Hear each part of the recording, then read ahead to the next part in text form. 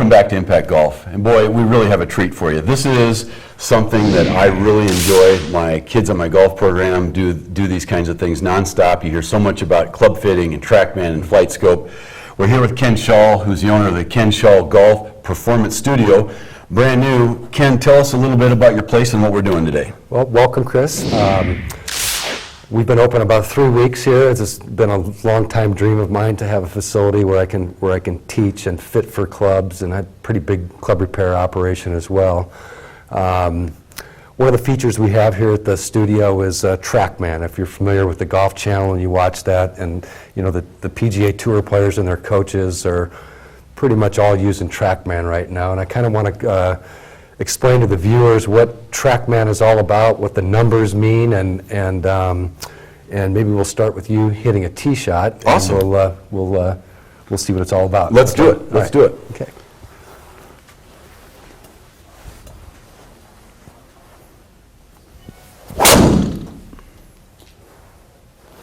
That's a good swing.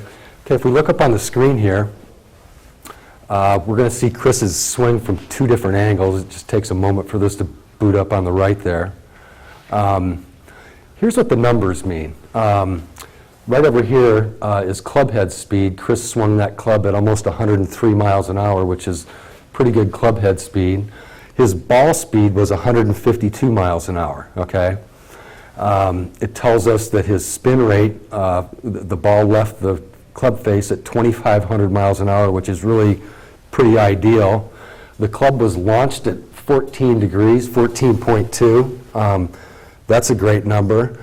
The ball carried 260 yards and rolled out to 281. And the thing about Trackman, the numbers are really pretty spot on. They're very accurate. What we're seeing over here in the right-hand screen, the white line you see here is Chris's target line. That's where he's aiming. The blue line here is the path of the club as it came into the golf ball. And if you could see this little red arrow here, that tells us where the club face was in relation to the path. And so that was a really good tee shot there. Another great application for Trackman is club fitting. It appears that Chris has a driver here that's well suited for him. His Trackman numbers are really spot on. And so what I want to do now is put a driver in Chris's hand that maybe isn't quite as suitable, okay? And let's compare the numbers, okay? Chris, I'm going to give you a driver with a much softer shaft, okay? Your club head speed is another tee. Do we have another tee? Yes, happen to have one right here. There we go. Okay. All right.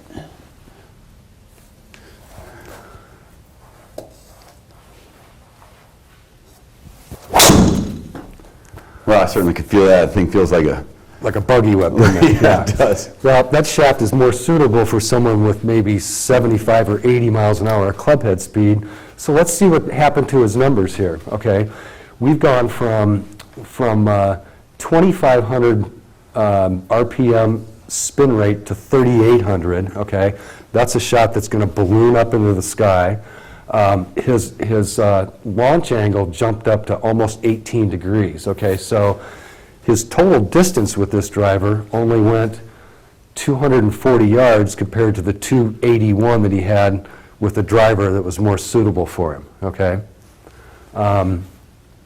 Let's talk about what else we could do with Trackman here. I can actually make a line, and this line up the shaft of the golf club would represent Chris's swing plane, okay?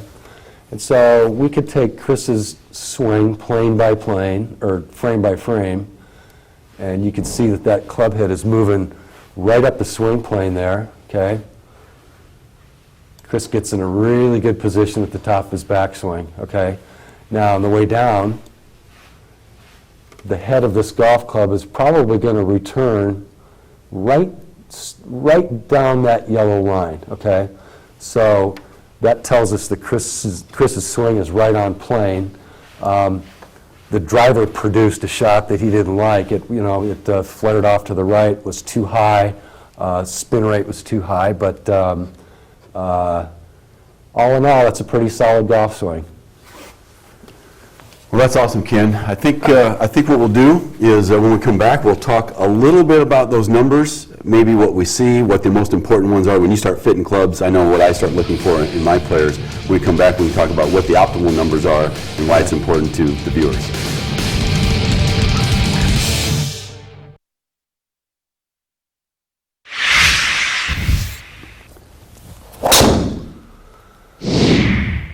Wow, that's a lot of numbers. But I'll tell you, to me, it's fascinating. If you haven't gone through a fitting session, it's unbelievable for finding the club that really, what do we want to do with this? We want to hit it the farthest and the straightest.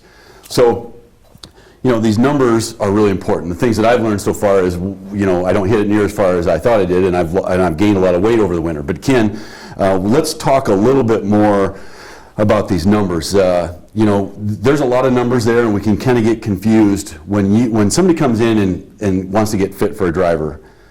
What are the numbers really that are the most important to you that you reference, that you tend to focus on, so that we can get them to optimize a club choice and hopefully performance? You're right, Chris. We have a plethora of numbers up here. They're all important, but in terms of club fitting, the ones that really matter here are the spin rate. On that particular shot, Chris, you spun it at 2,300 RPMs. That's how fast the ball is spinning off the club face at impact, okay? The other number is launch angle here. The last shot was 9.6. What we're looking for launch angle and spin rate, launch angle somewhere between 11, 12 degrees launch is optimal. And if you couple that with a spin rate that's somewhere around 2,500 RPMs, then you're going to get the most out of your driver, okay? Now, all that translates into, okay, the other things that matter are obviously club head speed, ball speed, that's how fast the ball leaves the club face, and all that carries into the distance that it's going. That shot, Chris, you carried 239 yards, and it rolled out to 271 yards. And so when we go through the fitting process, we'll have you hit a certain driver maybe 10 times. So let me just interrupt you there for a second. So somebody comes in and gets fit.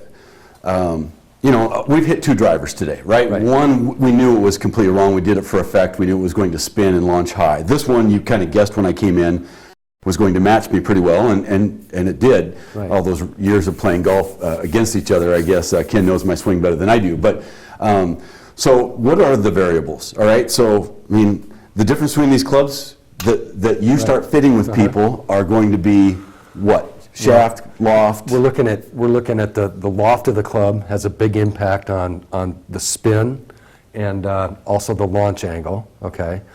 We're looking at the shaft flex of the club as well. What's appropriate for your swing speed of 100 to 105 miles an hour is going to be a stiffer shaft than your average golfer. Okay.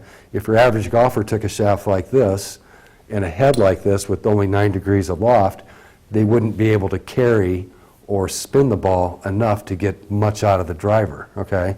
So we look at the loft of the club, the shaft profile, how stiff it is, whether it's stiff in the tip or stiff up here, okay? And number of factors also. The length of the golf club is very important.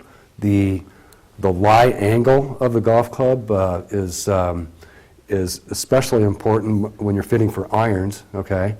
And even the grip size, depending on the size of your hands. All right, so I'm going to put you on the spot here. Yeah. So, as a person who's played at every level, you've fit, you've taught, you're an expert on golfers, all right?